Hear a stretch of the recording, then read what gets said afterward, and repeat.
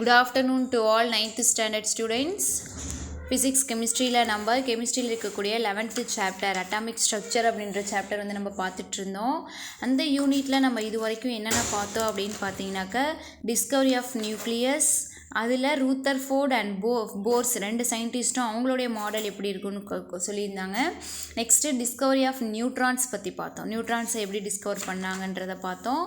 இன்றைக்கி கிளாஸில் நம்ம atomic number and mass number பற்றி பார்க்க போகிறோம். ஓகேங்களா? Atomic number and mass number, அதாவது 11.5ல் கொடுத்துருக்காங்க. ஓகேங்களா?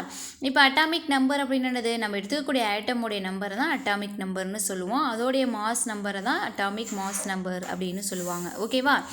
இதில் என்ன சொல்லியிருக்காங்க பாருங்களேன். கீழே only hydrogen atoms have 1 proton in their nuclei, only helium atoms have 2 proton.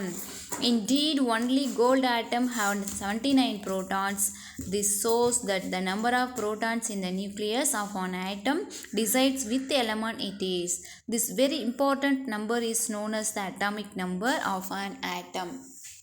ஒரு ஆட்டமில் எத்தனை ப்ரோட்டான்ஸ் இருக்குதோ அதை வச்சு தான் அட்டாமிக் நம்பரை நம்மளால் என்ன பண்ண முடியும், கண்டுபிடிக்க முடியும்னு சொல்லியிருக்காங்க. ஓகேவா? தென் அட்டாமிக் நம்பர் அப்படிங்கிற அந்த டாப்பிக்கை வந்து நம்ம எந்த லெட்டரால் டினோட் பண்ணுவோம் கொடுத்துருக்காங்க. ப்ராக்கெட்டில் இசட் கொடுத்துருக்காங்க. ஓகேவா? அட்டாமிக் நம்பரை நம்ம இசட் அப்படின்ற லெட்டரால் தான் டினோட் பண்ணணும். Is equal to number of protons equal to number of electrons. ஒன்று அந்த நியூக்ளியஸ்குள்ளார இருக்கக்கூடிய ப்ரோட்டான்ஸுடைய கவுண்டிங்கை எடுத்துக்கலாம், இல்லை அதே ஆட்டமில் இருக்கக்கூடிய எலக்ட்ரான்ஸுடைய கவுண்டிங்கை வச்சு தான் நம்ம அந்த ஆட்டமுக்கு அட்டாமிக் நம்பரை என்ன பண்ண முடியும், நம்மளால் கண்டுபிடிக்க முடியும். ஓகேவா? நெக்ஸ்ட்டு இதில் அட்டாமிக் நம்பரை நம்ம எங்கே எழுதணும், அட்டாமிக் மாஸ் நம்பர் எப்படி எழுதணும்னு கொடுத்துருக்காங்க. அழகாக எக்ஸ் போட்டு காமிச்சிருக்காங்க பாருங்கள். எக்ஸ் அப்படின்றதில் ஏ மேலே போட்டிருக்காங்களே அது வந்து மாஸ் நம்பர். எப்பொழுதுமே ஒரு எலமெண்ட்டோடைய டாப்பில் வந்து என்ன இருக்கணுமா, மாஸ் நம்பர் எழுதணும். ஓகேவா? தென் கீழே இசட் கொடுத்துருக்காங்களே அந்த இசட்டில் அட்டாமிக் நம்பர் எழுதணும். ஓகேங்களா? இதிலே அட்டாமிக் நம்பர் அப்படின்றது number of electrons or number of protons சொல்லி தெரிஞ்சிருச்சு. இதே மாஸ் நம்பர் அப்படின்றது என்னது, மேலே கொடுத்துருக்கான்.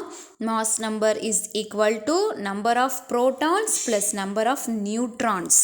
நியூக்ளியஸ்குள்ளார இருக்கக்கூடிய ப்ரோட்டான்ஸோட எண்ணிக்கையும் நியூட்ரான்ஸோட எண்ணிக்கையும் சேர்த்து தான் நம்ம என்ன பண்ணணும், மாஸ் நம்பர் கண்டுபிடிக்கணும்.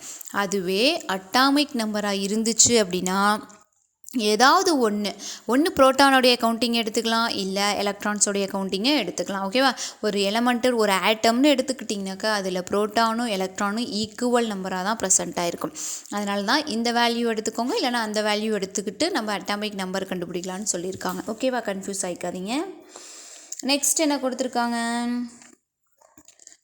Here 7 is the atomic number and 14 is its mass number. எல்லாம் நைட்ரஜனுக்கு நமக்கு கொடுத்துருக்காங்க. n போட்டு மேலே 14 கீழே 7 கொடுத்துருக்கான். அப்போ 14 அப்படின்றது மாஸ் நம்பர், கீழே கொடுத்துருக்க 7 அப்படின்றது அட்டாமிக் நம்பர். ஓகேவா? ஓகே. நெக்ஸ்ட்டு 11.5.1க்கு வந்துருங்க. இது எல்லாமே ஆக்டிவிட்டி தான். இங்கே எம்ஜி கொடுத்துருக்கான். என்ன கொடுத்துருக்காங்க, ஃபார் எக்ஸாம்பிள் சொல்லி எம்ஜி மெக்னீஷியம் கொடுத்துருக்கான். அப்போ டாப்பில் இருக்க 24 அப்படின்றது என்னது, அந்த மெக்னீஷியம் ஆட்டத்தோடைய மாஸ் நம்பர். கீழே இருக்கக்கூடிய 12 அப்படின்றது என்னது, இந்த மெக்னீஷியத்தோடைய அட்டாமிக் நம்பர். ஓகேவா? இது போல் தான் டெஸ்ட் யுவர் செல்ஃபில் கொடுத்துருக்காங்க. அலுமினியம் கொடுத்துருக்காங்க. அலுமினியத்தில் மேலே இருக்கக்கூடிய 27 வந்து இந்த அலுமினியம் ஆட்டமோடைய மாஸ் நம்பர். கீழே இருக்கக்கூடிய 13 வந்து அந்த அலுமினியத்தோடைய அட்டாமிக் நம்பர். ஓகேவா? இதே போல் தான் எல்லாமே. நெக்ஸ்ட் பாருங்கள், எலக்ட்ரானிக் கான்ஃபிகரேஷன் ஆஃப் ஆட்டம்ஸ். இப்போ நம்ம என்ன சொன்னோம், ஆட்டம் வந்து சுற்றி எலக்ட்ரான்ஸ் எல்லாமே சுற்றி வர்றதுக்கு 4 ஆர்பிட்ஸ் இருக்குது அப்படின்னு சொல்லியிருந்தோம் இல்லையா. இந்த 4 ஆர்பிட்ஸுக்கும் நியூக்ளியஸ்க்கு பக்கத்தில் இருக்கக்கூடிய அந்த ஆர்பிட்டை நம்ம கே ஷெல் அப்படின்னு நம்ம சொல்லணும்னு சொல்லியிருந்தோம். ஓகேவா?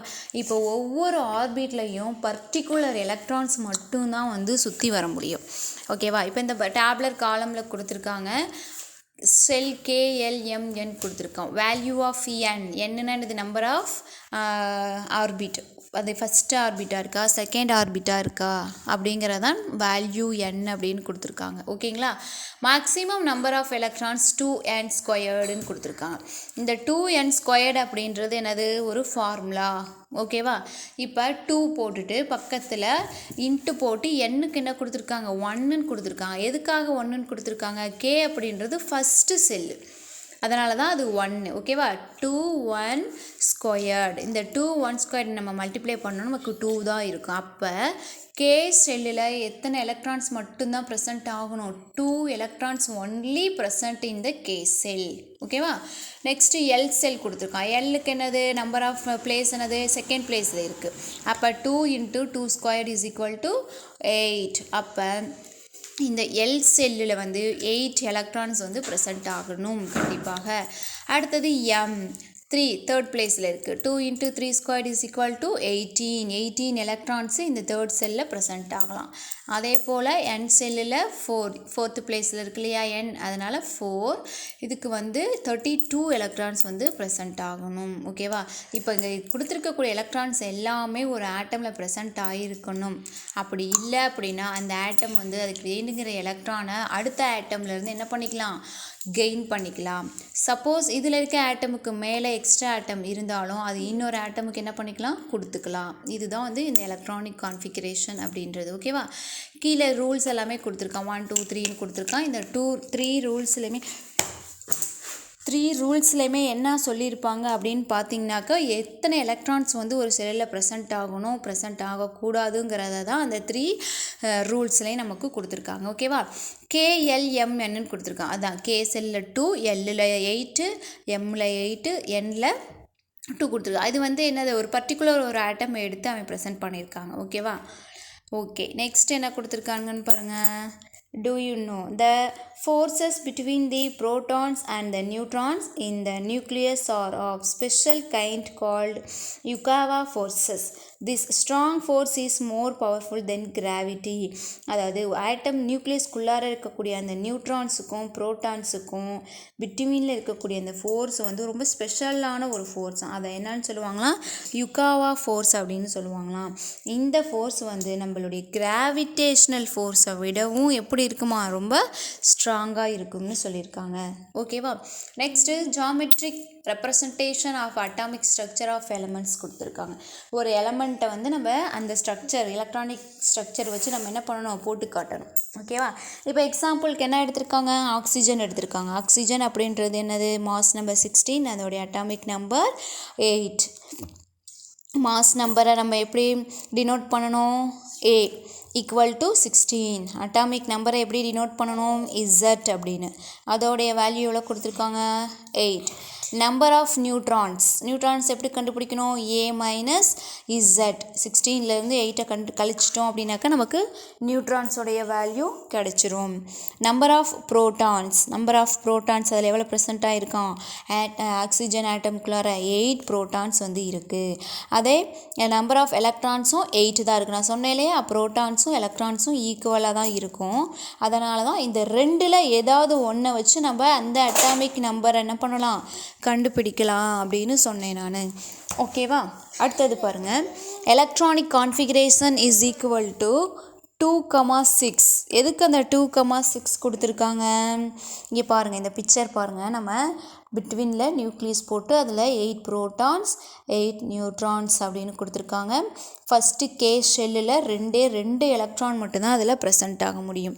ஓகேவா. கே ஷெல் அப்படின்னாலே அதில் 2 எலக்ட்ரான் தான், அதனால தான் 2 எலக்ட்ரான் அதில் போட்டு காமிச்சிருக்காங்க. செகண்ட் செல் என்ன இருக்குது, எல் செல் இருக்குது. எல் செல்லில் 8 எலக்ட்ரான்ஸ் மட்டும்தான் ப்ரெசென்ட் ஆகணும். 2 4 6 இருக்குது. ஓகேவா. ஏன் என்ன 2 இல்லை, ஏன்னா ஆக்சிஜனோட எலக்ட்ரான் வந்து எவ்வளோதான், 8 தான். அந்த 8 தான் நம்ம என்ன பண்ணணும், ப்ரெசென்ட் பண்ணணும். ஓகேவா. அப்போ 8 எலக்ட்ரான்ஸில் ஃபஸ்ட்டு செல்லில் 2 எலக்ட்ரான் போட்டுட்டோன்னா மீதி 6 தான் இருக்கும்.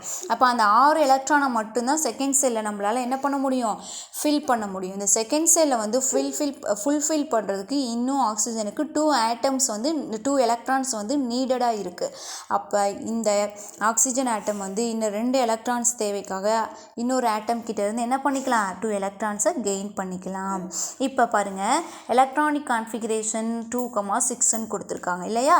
இப்போ எலக்ட்ரானிக் கான்ஃபிகரேஷன் எப்படி கண்டுபிடிக்கிறது? ஃபஸ்ட்டு செல்லில் 2 எலக்ட்ரான் இருக்குது, அதுக்கு தான் இங்கே 2 போட்டிருக்காங்க. தென் செகண்ட் செல்லில் 6 எலக்ட்ரான்ஸ் இருக்குது, அதனால தான் 6 போட்டிருக்காங்க. இந்த மாதிரி தான் நம்ம என்ன பண்ணோம், ஒவ்வொரு ஆட்டமுக்கும் எலக்ட்ரானிக் கான்ஃபிகரேஷன் நம்ம ஃபைண்ட் அவுட் பண்ணணும். ஓகேவா? Okay, next do you know என்ன பாருங்கள். Atoms are so tiny their mass number cannot be expressed in grams but expressed in AMU. ஆட்டம்ஸில் இருக்கக்கூடிய அந்த ஆட்டம்ஸ் எல்லாமே ஸ்மாலஸ்ட் பார்ட்டிகிள்னு சொல்லியிருக்கோம். அதோடைய மாஸ் நம்பர் ரொம்ப சின்னதாக இருக்கும், டைனி பார்ட்டிகிள்ஸாக இருக்கும். அதனால் நம்ம என்ன பண்ண முடியும், அதை வந்து கிராமாலலாம் நம்மளால் கண்டுபிடிக்க முடியாது. ஓகேவா? எதால் மட்டும்தான் ஃபைண்ட் அவுட் பண்ண முடியுமா? AMU அப்படின்ற அட்டாமிக் மாஸ் யூனிட்டை மட்டும்தான் வச்சு கண்டுபிடிக்க முடியும். New unit is U. Size of an atom can be measured in nanometer even though atom is an invisible tiny particle. Nowadays atoms can be viewed through SEM, that is scanning electron microscope. atom அப்படின்றது ரொம்ப tiny particles, அதெல்லாம் நம்மளால் கண்டுபிடிக்க முடியாது. But இப்போ இருக்க காலத்தில் SEM அதாவது ஸ்கேனிங் எலக்ட்ரான் மைக்ரோஸ்கோப் மூலமாக அந்த டைனி ஆட்டம்ஸையும் நம்மளால் என்ன பண்ண முடியும், விசிபிள் பண்ண முடியும்னு கொடுத்துருக்காங்க. ஓகேவா? ஓகே டியர் 9th ஸ்டாண்டர்ட், நீங்கள் என்ன பண்ணணும், இந்த டாப்பிக்கை அழகாக அண்டர்ஸ்டாண்ட் பண்ணிக்கோங்க. ஜஸ்ட்டு இந்த ஆக்சிஜனோடைய எலக்ட்ரானிக் கான்ஃபிகரேஷனை மட்டும் நீங்கள் அழகாக ஹோம்ஒர்க் எழுதி என்னோடய நம்பருக்கு சென்ட் பண்ணுங்கள். ஓகேவா? Thank you to all.